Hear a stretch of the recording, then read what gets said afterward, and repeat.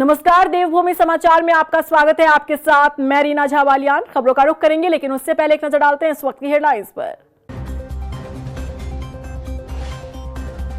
हल्द्वानी पहुंचे सीएम धामी, बोले प्रदेश में जल्द आएगा सशक्त भू कानून, बाहरी लोगों द्वारा खरीदी गई जमीनों की हो रही जांच।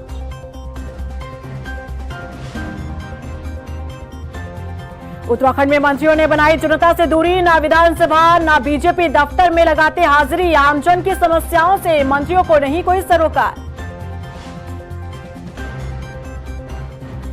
रुड़की से जुड़े तिरुपति मंदिर प्रसाद में मिलावट के तार, भगवानपुर में घी की कंपनी पर छापेमार कर कलेक्ट किए सैंपल, मंत्री धन सिंह रावत ने लिया संज्ञान।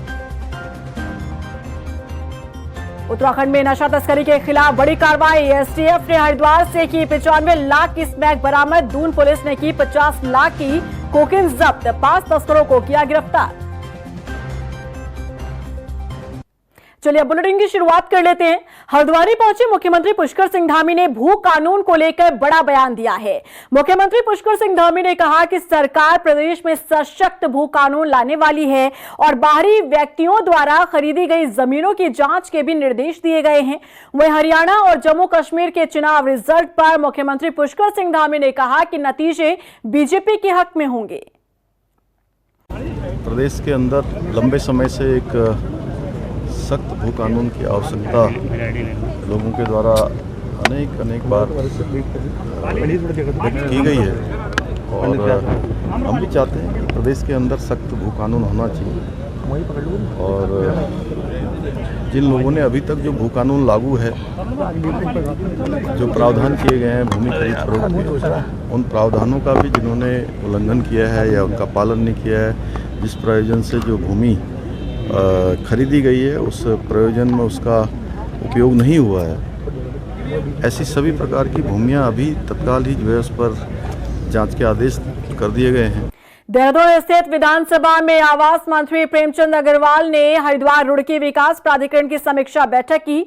शहरी विकास मंत्री ने कहा कि आवासीय नक्शों को 15 दिन के भीतर और व्यवसायिक नक्शों को 30 दिन में पास किया जाए। उन्होंने एचआरडीए द्वारा किए जा रहे कार्य जैसे पार्किंग निर्माण, जल निकासी, बाल सुधार गृह का नवीनीकरण समेत सभी विकास कार्यों पर चर्चा कर जल्द से जल्द निर्माण कार्य पूरा करने के निर्देश दिए। आज फिर मेरे द्वारा कहा गया कि जो हमारे यहाँ रेजिडेंशियल नक्शे होंगे उनको हम 15 दिन में और कमर्शियल नक्शा 30 दिन में पास करेंगे। ऑनलाइन ये हम लोग मांगते हैं और जिस नक्शे में कोई कमी हो तो एक ही बार हम क्वेरी लगाने का काम करेंगे। मेरे पास जिस प्रकार से इनके द्वारा बताया गया तो उसमें इन्होंने जिस प्रकार से बताया कि हमने इतने नक्शे रिजेक्ट किए, आज मेरे द्वारा ये भी निर्देशित किया गया कि ये भी क्लियर होना चाहिए कि किस कारण किस नक्शे को हमने निरस्त किया है, यानी कि हमारे पार्ट में कमी है या उपभोक्ता के पार्ट में वो स्पष्टता दिखनी चाहिए। उत्तराखंड के मुख्यमंत्री पुष्कर सिंह धामी जहां लगातार जनता के बीच रहकर उनकी समस्या सुन रहे हैं, तो वहीं मंत्रियों ने आम जनता से दूरी बना रखी है। मंत्री जी ना तो विधानसभा में मिलते हैं, ना ही बीजेपी दफ्तर में। बेचारी जनता मंत्री जी से मिलने के लिए बस चक्कर ही काटती रह जाती है। देखिए रिपोर्ट। मंत्रियों का टूटा पब्लिक से कनेक्शन, मंत्रियों से मिलने के लिए जनता लगा रही चक्कर। ना तो विधानसभा में बैठते हैं मंत्री जी, ना ही बीजेपी दफ्तर। इसे विडंबना ही कहेंगे कि जिस प्रदेश के मुखिया खुद जनता के बीच रहकर उनकी समस्या सुन रहे हो, उसी प्रदेश के मंत्री जनता से दूरी बनाते हैं।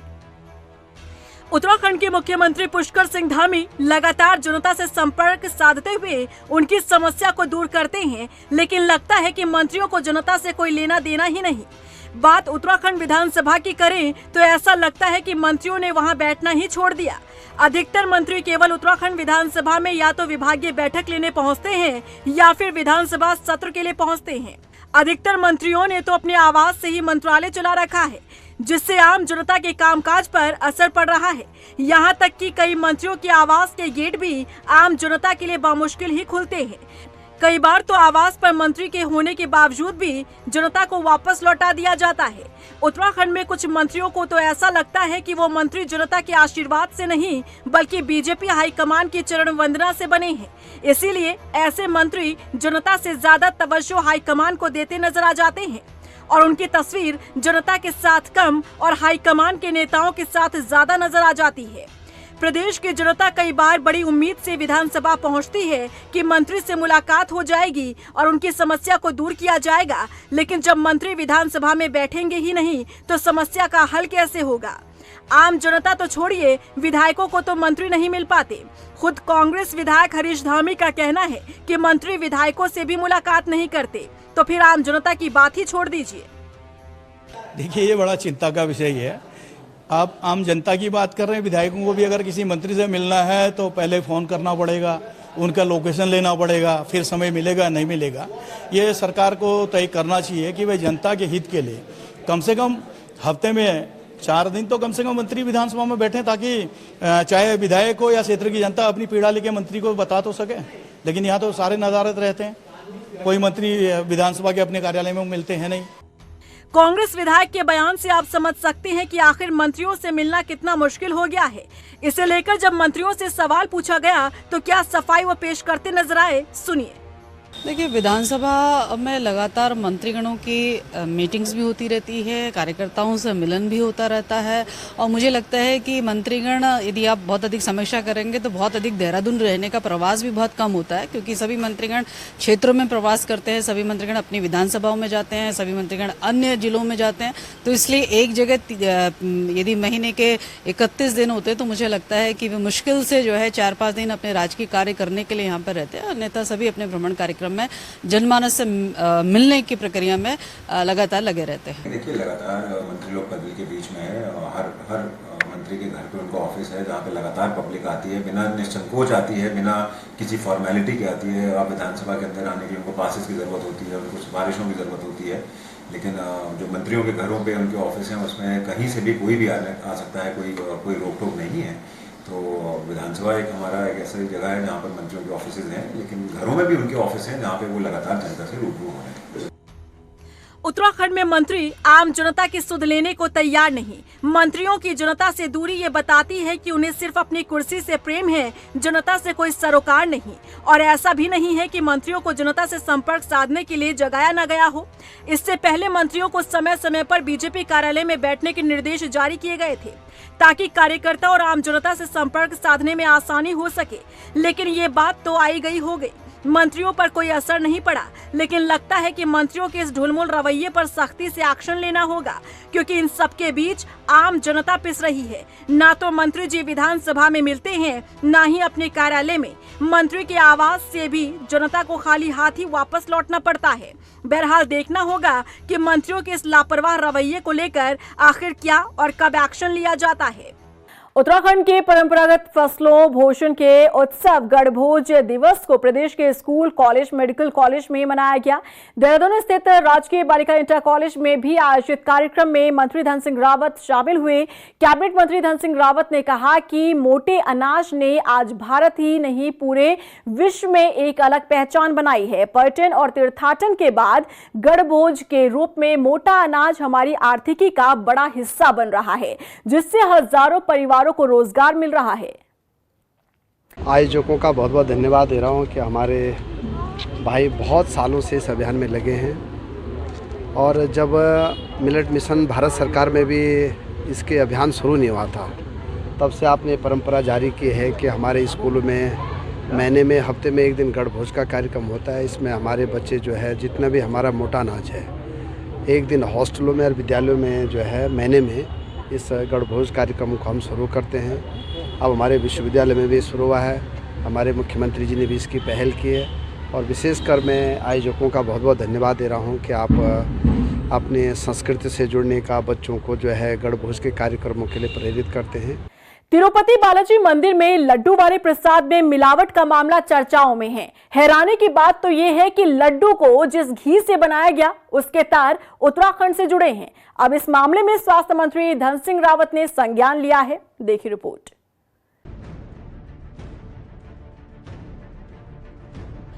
आंध्र प्रदेश के तिरुपति बालाजी के मंदिर में लड्डू का जो प्रसाद दिया जा रहा था उसमें मिलावट की बात सामने आई थी। घी में पशु की चर्बी होने का शक जाहिर किया गया था। अब इस मामले की जांच शुरू हुई तो तार उत्तराखंड के रुड़की से जुड़े पाए गए। खाद्य सुरक्षा विभाग की टीम ने फॉर्म पर छापा मारा, लेकिन पिछले 1 महीने से ये फॉर्म बंद है। मामले को लेकर स्वास्थ्य मंत्री धन सिंह रावत ने संज्ञान लिया है। मंत्री धन सिंह रावत का कहना है कि जैसे ही मामले के बारे में जानकारी मिली, खाद्य विभाग के लोगों को सैंपलिंग के लिए भेजा गया और जल्द ही दोषियों के खिलाफ सख्त कार्रवाई की जाएगी। कल ही देखा होगा आपने कि मैंने अपने विभाग को वहाँ भेजा है और बहुत जल्दी इस पे बड़ी से बड़ी कार्रवाई की जाएगी। ठीक है, इससे पूर्व में क्या इस तरीके की कोई कार्रवाई आपके द्वारा नहीं करवाई गई है, विभाग द्वारा नहीं की गई? देखिए, मैं कह रहा हूँ कि जैसे मुझको पता चला तो मैंने तुरंत वहाँ सैंपलिंग के लिए अपने खाद्य विभाग के लोगों को भेजा है। बहुत जल्दी उसके रिजल्ट आएंगे और दोषियों को बख्शा नहीं जाएगा।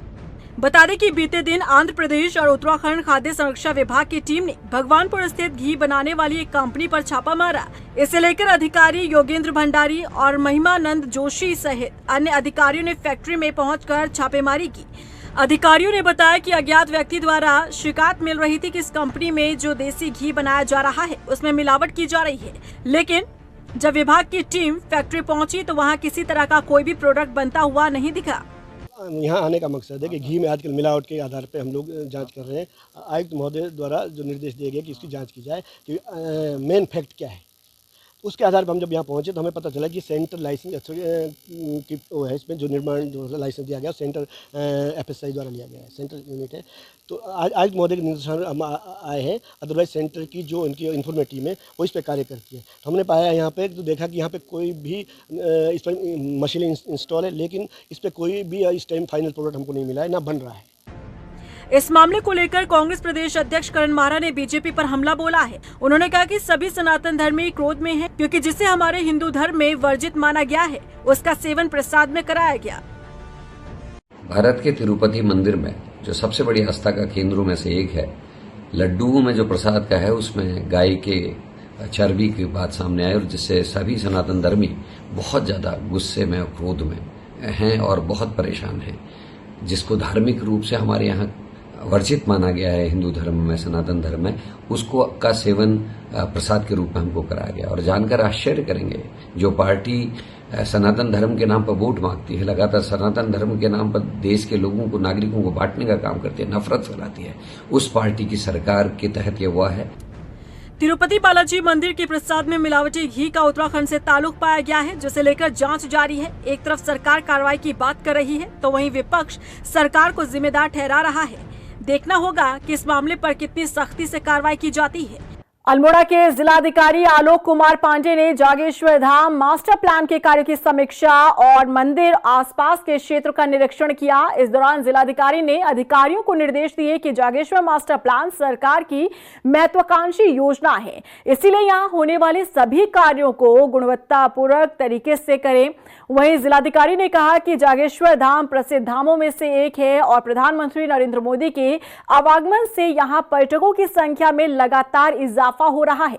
उन्होंने कहा कि इस क्षेत्र को धार्मिक पर्यटन के लिहाज से विकसित किया जाए। जागेश्वर को जानते हैं, जागेश्वर बहुत प्राचीन हमारा ज्योतिर्लिंगों में है और ये अद्भुत है। 7वीं शताब्दी से बने हुए मंदिर हैं, 125 मंदिरों की श्रृंखला है। हमारे माननीय प्रधानमंत्री जी भी आए थे और मुख्यमंत्री जी चाहते हैं कि इसका विकास हो, इसके लिए एक विस्तृत मास्टर प्लान बनाया जा रहा है। हम लोग इसी क्रम में आज जागेश्वर में आए। इसकी चूँकि मैं प्रबंध कमेटी का भी अध्यक्ष होता हूँ और जागेश्वर के लोगों ने कुछ समस्या बताई, इनके घर छू रहे हैं, इसके लिए भी काम किया जाएगा और पर्यटन के साथ साथ इस पूरे क्षेत्र का आर्थिक विकास कैसे हो इसके लिए काम किया जाएगा। रुद्रपुर में धान खरीद में आ रही दिक्कतों का जायजा बीजेपी प्रदेश मंत्री विकास शर्मा ने लिया।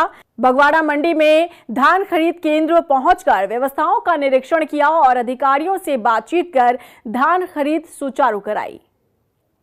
तो सब लोगों से बात हुई तो सब लोगों की तरफ से ये था कि हमने आगे ठेकेदार को ठेका दे दिया है और काम आगे सुचारू नहीं चला। तो आज सब लोग यहाँ एकत्र हुए थे और आज यहाँ आप देख रहे हैं धान तुलना शुरू हो गया है।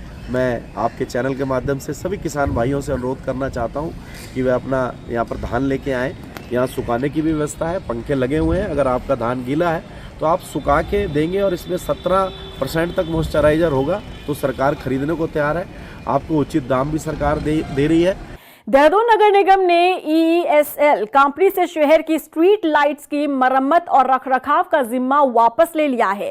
दरअसल कंपनी 2017 से शहर की 1 लाख से अधिक स्ट्रीट लाइट्स की मरम्मत का काम देख रही थी, लेकिन लगातार स्ट्रीट लाइट की खराबी की शिकायतें मिल रही थी।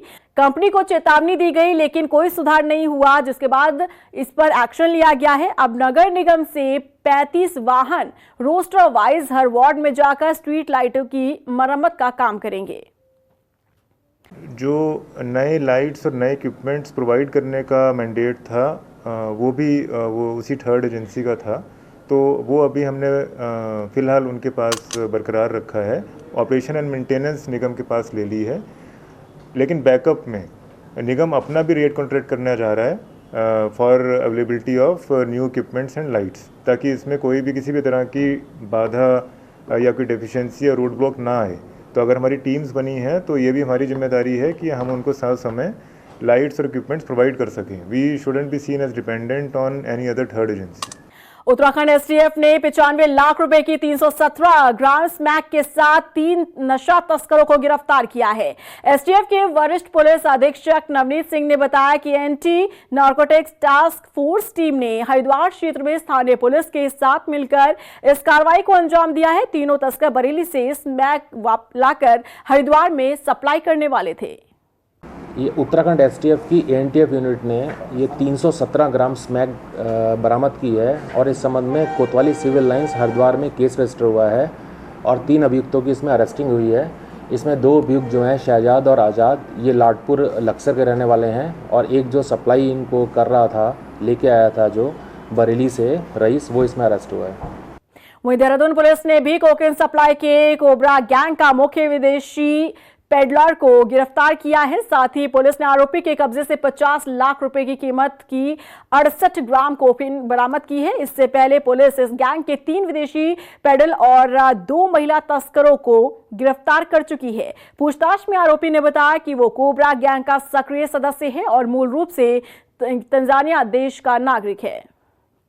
चूँकि लगातार ये इनपुट आ रहे थे और पिछली पूछताछ में भी आया था कि एक नेटवर्क है जो दिल्ली से ऑपरेट करके देहरादून ही नहीं अन्य जगहों पर भी इनकी सप्लाई रहती है और वो बीच बीच में आकर यहाँ पर डिलीवरी को देते हैं। तो इस बार जो सूचना मिली थी, इसमें एक तंजानिया के एक व्यक्ति का नाम आया था कि वो डिलीवरी देने आने वाला है यहाँ पर और कहीं भी शहर में। तो इस सूचना पर लगातार हमारी जो गोपनीय टीम थी वो काम कर रही थी और कल चेकिंग के दौरान जो है इसको पकड़ा गया था और इससे 68 ग्राम जो है कोकीन मिली, जो 100% जो प्योरिटी में पाई गई, जिसका हमने टेस्ट भी अपना जो हमारी डिटेक्शन किट होती है उससे भी हमने चेक कर लिया, 100% इसकी प्योरिटी पाई गई।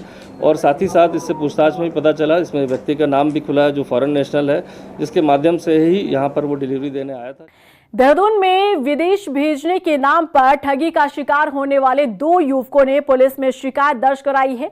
युवकों का कहना है कि वर्क एब्रॉड कंसल्टेंसी फर्म के संचालक द्वारा उन्हें पोलैंड और कनाडा भेजने के नाम से करीब 10 लाख रुपए लिए गए थे, लेकिन आरोपियों द्वारा अभी तक ना तो उन्हें कोई जॉब ऑफर लेटर दिया गया और ना ही उनके पैसे वापस किए गए। बता दें कि बीते दिनों दून पुलिस ने इस फर्जी कंसल्टेंसी फर्म के संचालक और सहयोगी के खिलाफ मुकदमा दर्ज किया था। एडवोकेट है श्री योगेश कुमार जी, इनके साथ एक लिंक भेजकर और लॉटरी जीतने का लिंक भेजा गया था और उस पर क्लिक करने के बाद इनको बताया था 50 लाख रुपए का ये लॉटरी जीत गए हैं और उसमें विभिन्न कुछ चार्जेस बताए गए थे। और इसके बाद जब वो फेक लिंक को क्लिक किया गया था तो इनके सारे अकाउंट्स वगैरह को एक तरह से कॉपी कर लिया गया था, जिसके बाद उनके अकाउंट से 20 लाख तत्काल ही निकल गए थे उसमें।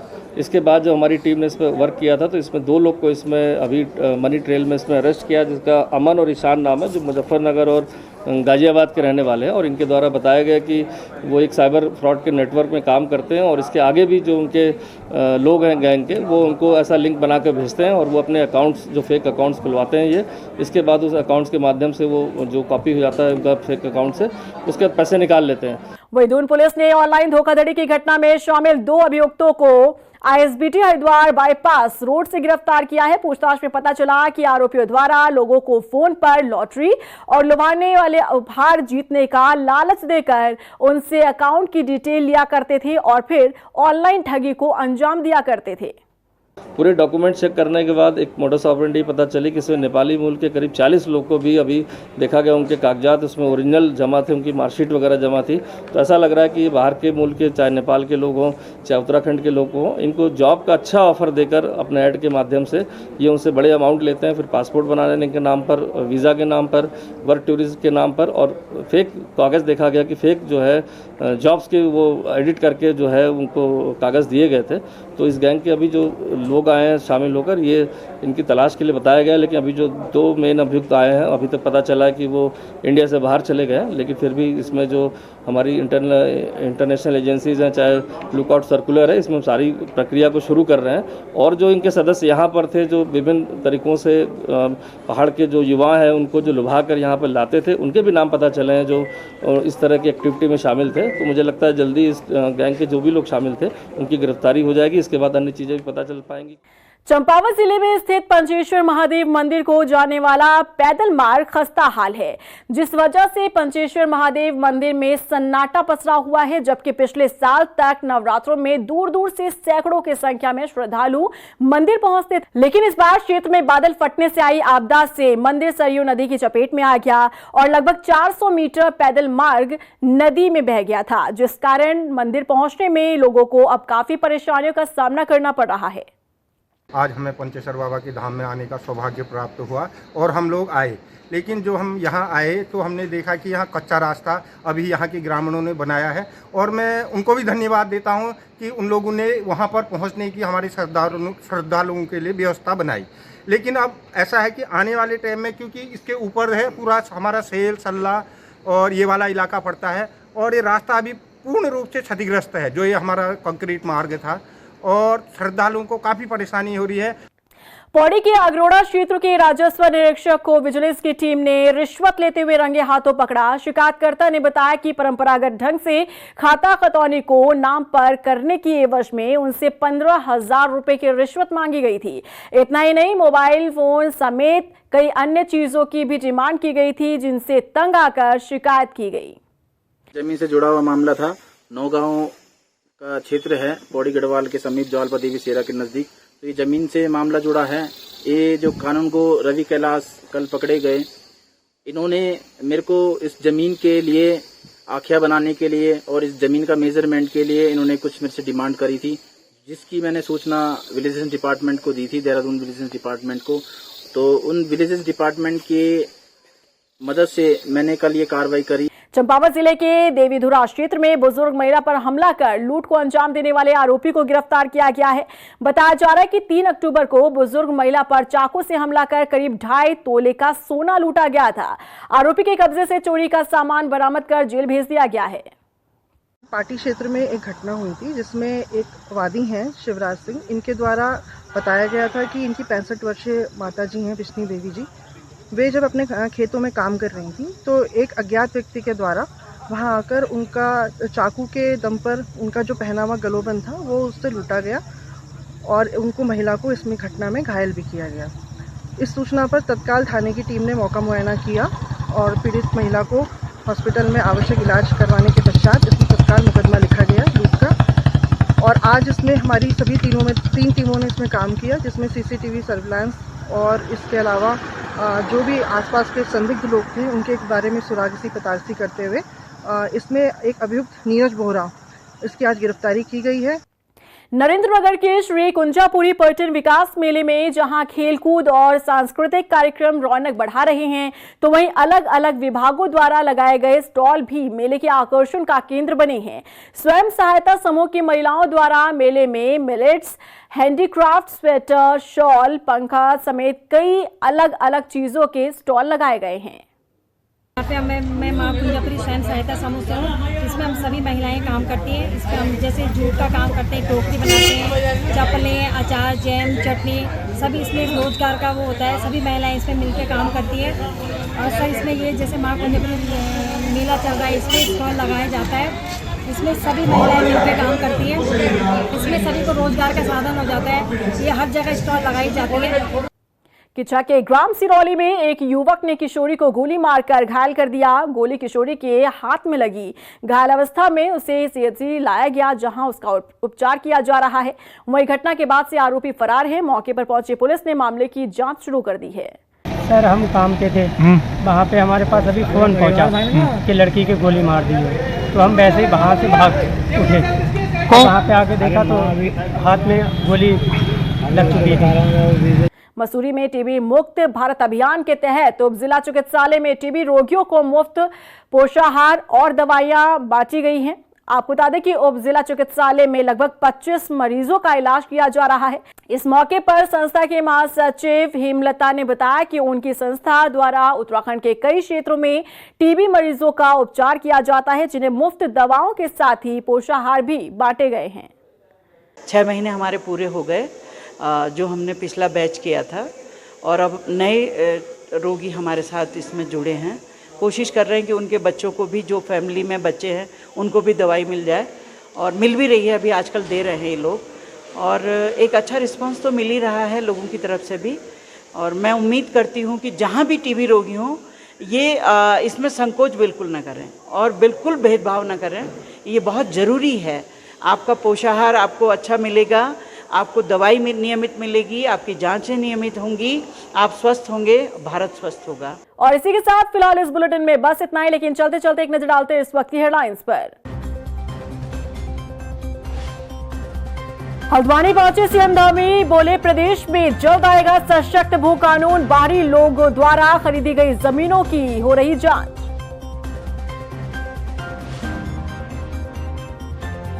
उत्तराखंड में मंत्रियों ने बनाई जनता से दूरी, ना विधानसभा ना बीजेपी दफ्तर में लगाते हाजिरी। आमजन की समस्याओं से मंत्रियों को नहीं कोई सरोकार। रुड़की से जुड़े तिरुपति मंदिर प्रसाद में मिलावट के तार। भगवानपुर में घी की कंपनी पर छापे मारकर कलेक्ट किए सैंपल। मंत्री धन सिंह रावत ने लिया संज्ञान। उत्तराखंड में नशा तस्करी के खिलाफ बड़ी कार्रवाई। एसटीएफ ने हरिद्वार से की 95 लाख की स्मैक बरामद। दून पुलिस ने की 50 लाख की कोकीन जब्त। 5 तस्करों को किया गिरफ्तार।